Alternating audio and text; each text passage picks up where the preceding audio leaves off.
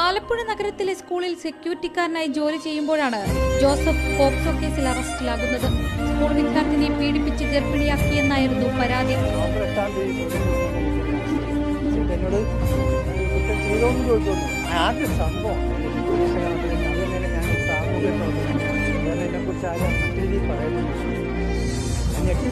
പ്രതി നിരപരാധിയാണെന്നും ആൺ സുഹൃത്തുമായുള്ള ബന്ധം ജോസഫ് വീട്ടിൽ പറയുമോ എന്ന ഭയത്തിൽ കള്ളം പറഞ്ഞതാണെന്നും പെൺകുട്ടി വിചാരണ സമയത്ത് മൊഴിമാറ്റി. പക്ഷെ അപ്പോഴേക്കും ജോസഫിന്റെ ജയിൽവാസം 285 ദിവസം പിന്നിട്ടു.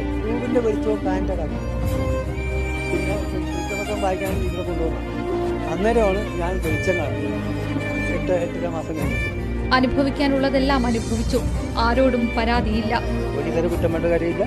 മറ്റു ദിവസമായി കിട്ടുന്ന കാര്യമില്ല. അത് എന്ത് വന്നാലും നമ്മൾ അനുഭവിച്ചു. ഞാൻ ജീവിതത്തിൽ അതൊന്നും തിരിച്ചു കിട്ടത്തില്ല.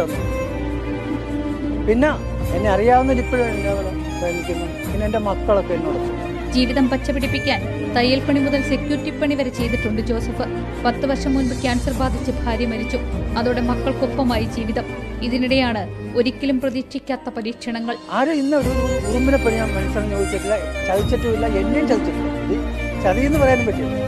അവൾക്ക് അങ്ങനെ ഒരു ബുദ്ധിമോശം വന്നുകൊണ്ട് അവൾ അങ്ങനെ എൻ്റെ പേര് പറഞ്ഞു, അല്ലാതെ അവൾ മനഃപൂർവ്വം പറയുന്നതല്ല. പെൺകുട്ടിയുടെ മൊഴിയുടെ അടിസ്ഥാനത്തിൽ കാമുകനെ പ്രതിയാക്കി നോർത്ത് പോലീസ് കേസെടുത്തിരുന്നു. ഇതിന്റെ വിചാരണ അധികം വൈകാതെ ആരംഭിക്കും. ജോസഫിന് 2 വർഷം മുൻപാണ് കേസിൽ ജാമ്യം ലഭിച്ചത്. ഇപ്പോൾ കോടതി കുറ്റവിമുക്തനാക്കിയതോടെ പറഞ്ഞറിയിക്കാനാകാത്ത ആശ്വാസം. നീതി കിട്ടി എനിക്ക്. അതല്ലേ ഇത്രയും, അതാണ് ഏറ്റവും വലിയ വിജയം എന്ന് പറഞ്ഞത്.